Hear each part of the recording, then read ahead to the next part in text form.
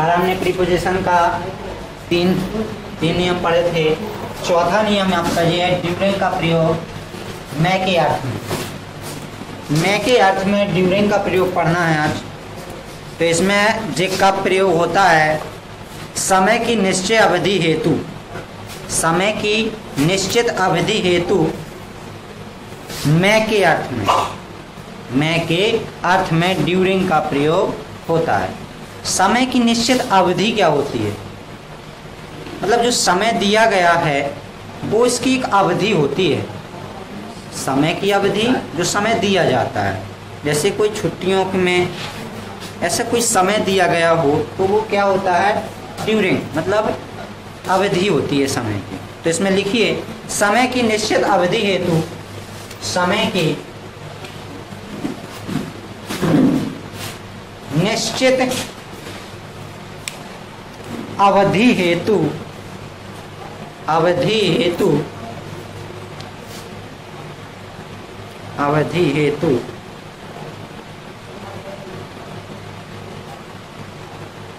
मैं के अर्थ में, अवधि हेतु मैं के अर्थ में या मैं के अर्थ पर ड्यूरिंग का प्रयोग होता है, ड्यूरिंग का प्रयोग होता है।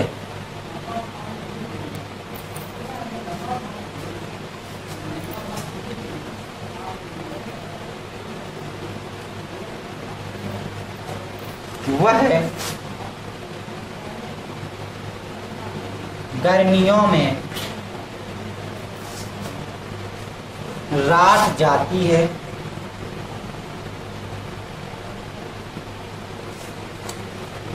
मैं के अर्थ में। तो ये कब अवधि दी गई है? ऐसी अवधि जो छुट्टियां हमेशा होती हैं गर्मियों में। तो अवधि है गर्मियों की छुट्टी, मतलब गर्मियों में। तो हमें समय की अवधि है गर्मियों में, तो यहाँ पर हमें बनाना है सी जाती है, क्या आएगा? गोज टू, कहाँ जाती है? रात, गोज टू रात।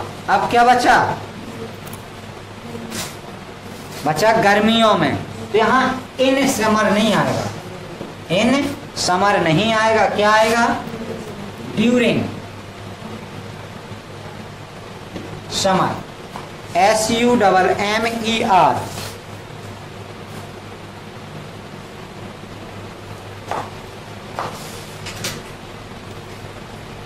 अगला 5वां नंबर बिटवीन,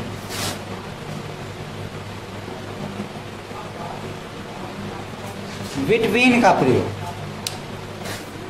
अभी सब मैं के अर्थ में ही पढ़ रहे हैं। बिटवीन का प्रयोग,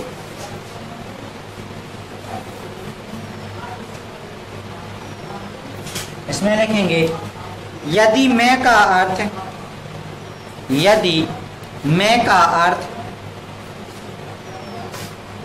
यदि मैं का अर्थ दो के बीच, दो के बीच हो तो बिटवीन का प्रयोग करते हैं। मतलब किसी दो लोगों के बीच में कोई चीज हो रही हो तो उसमें बिटवीन का प्रयोग किया जाता है। रमेश और रहीम में मित्रता थी, रमेश और रमेश और रहीम, रमेश और हरि या हरि में मित्रता थी। रमेश और हरि में क्या थी? मित्रता थी। तो ये दो लोगों के बीच की बात है, तो दो लोगों में मित्रता थी। तो यहाँ पर बिटवीन का प्रयोग होगा मैं के अर्थ में। बनाइए। अब इसे बनाएंगे कैसे? अब हमें यहाँ राम, रमेश एंड रहीम, हरि नहीं कर सकते, इसे हमें देयर से बनाना पड़ेगा। ये ध्यान रखना, क्योंकि इन दोनों के बीच में मित्रता थी। तो ये पूरा लास्ट में आएगा रमेश और हरि। मैं के लिए बिटवीन एंड आएगा, फिर रमेश एंड हरि। तो बनेगा देयर वाज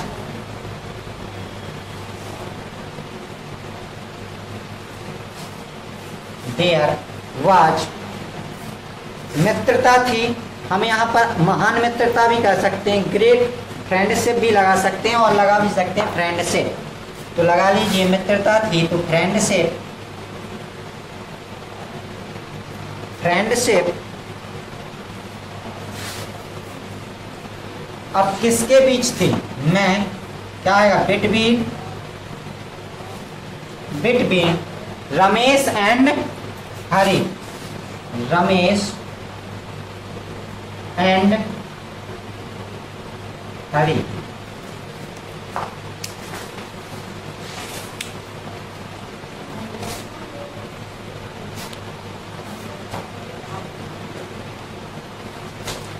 अगला देखिए नियम नंबर 6वां, एमोंग का प्रयोग, एमोंग का प्रयोग मैं के अर्थ में, मैं के अर्थ में एमोंग का प्रयोग कब किया जाता है, यदि मैं का अर्थ, यदि मैं का अर्थ दो से अधिक मैं हो तो, दो से अधिक मैं हो तो, दो से अधिक मैं हो तो एमोंग का प्रयोग किया जाता है।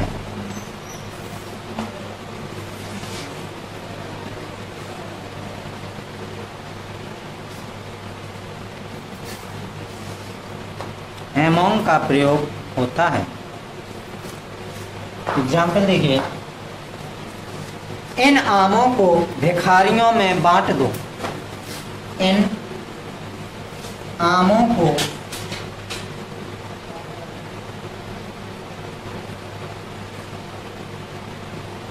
भिखारियों में बांट दो।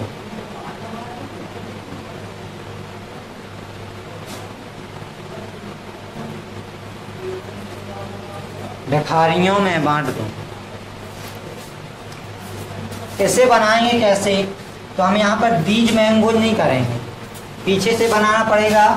बांटना काय माने होता है, डिस्ट्रीब्यूट मीन्स, तो आगे आएगा डिस्ट्रीब्यूट, बनाइए DIS TRI, DIS TRI, ब्यूट BU, AB वाला BU TE, डिस्ट्रीब्यूट बीज मैंगोज, बीज मैंगोज, डिस्ट्रीब्यूट बीज मैंगोज।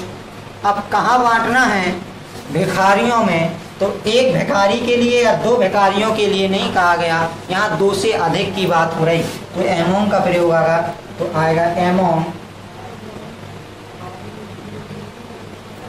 एमोंग। अब क्या बचा, भिखारी, among the beggar, BE double G beggars.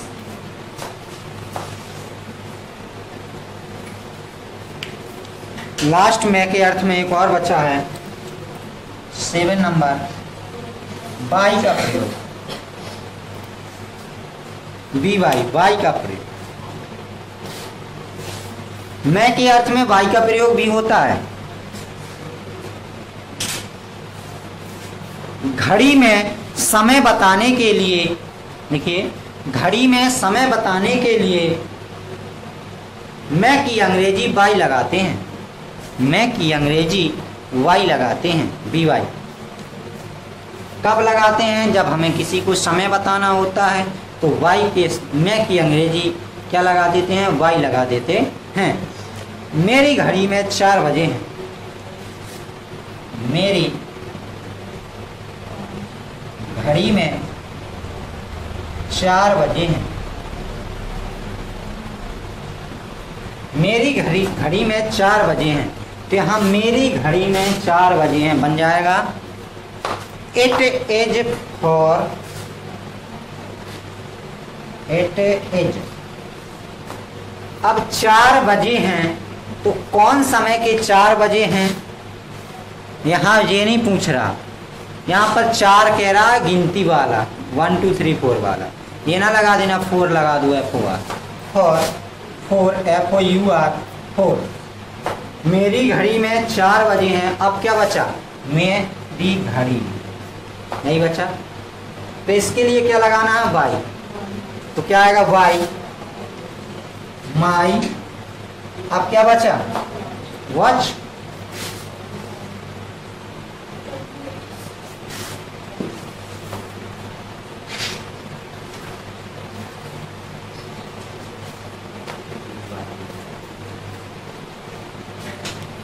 आपके मैं के अर्थ में इतने ही हैं, आगे आप पढ़ेंगे पर के अर्थ पर।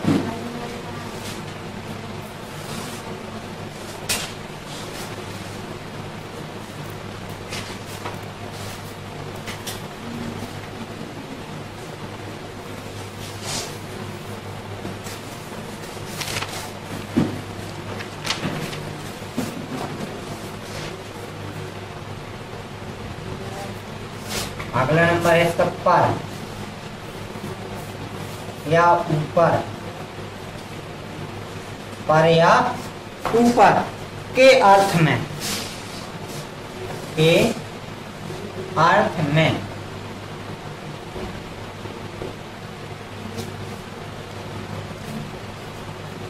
ये देखो कितना मिनट का हुआ था, थोड़ी है फ्यूज। देखो इसे कितने मिनट का। पर या ऊपर के अर्थ में मतलब होता है किसी वस्तु के ऊपर हो या उस पर बैठा हो। पर का मतलब भी होता है किसी के ऊपर, और ऊपर का तो साफ स्पष्ट हो रहा है, ऊपर ही है कोई चीज। तो ऐसे समय में हम किन किन चीजों का प्रयोग कर सकते हैं? तो पहला ऑन, पहला पढ़ेंगे इसमें ऑन का प्रयोग, यूज ऑफ ऑन।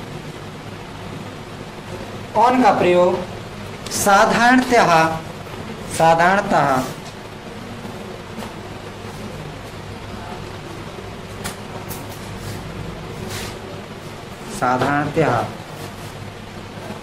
स्थितता, मतलब कोई चीज स्थित है, स्थितता या स्थिरता या स्थिरता, जो भी लिखना हो, स्थिरता लिख लो, ज्यादा अच्छा रहेगा। व्यक्त करने के लिए पर की अंग्रेजी ऑन लगाते हैं, पर की अंग्रेजी ऑन लगाते हैं।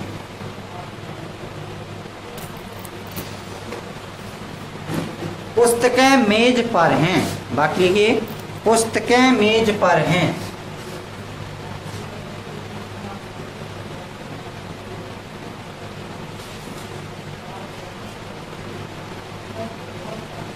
पुस्तकें मेज पर हैं, तो मेज के नीचे तो होंगी नहीं, मेज के ऊपर ही होंगी। तो यहां पर बनाएंगे द बुक्स से,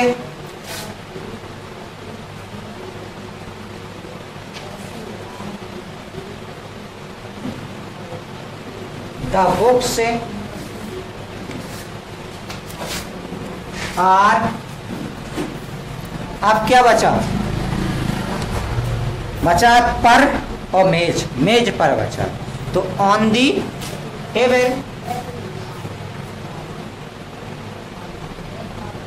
क्लियर?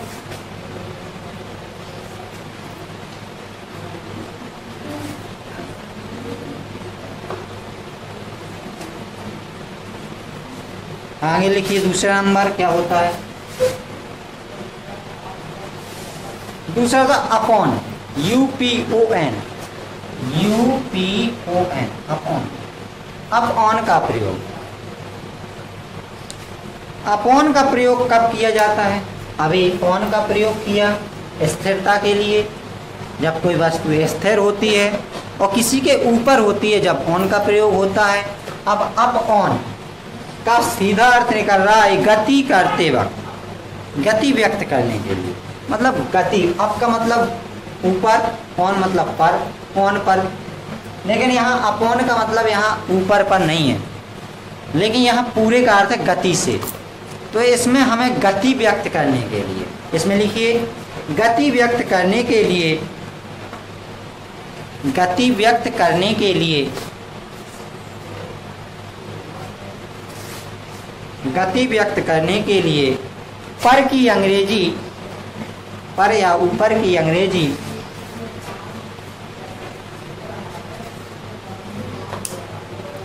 अंग्रेजी अपॉन लगाते हैं।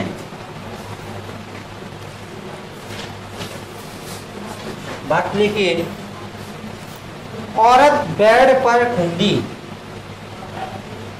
औरत बेड पर ठूंदी।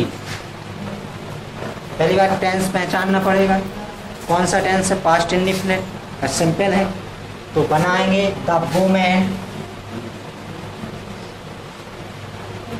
The women. अब कूदना का मान होता है जंप, जंप्ड हो जाएगा। अब अपॉन द बेड,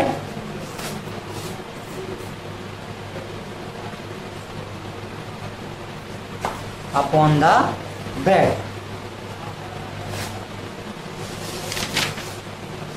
इसके आगे कल देखेंगे, आज के लिए इतना ही। थैंक्स।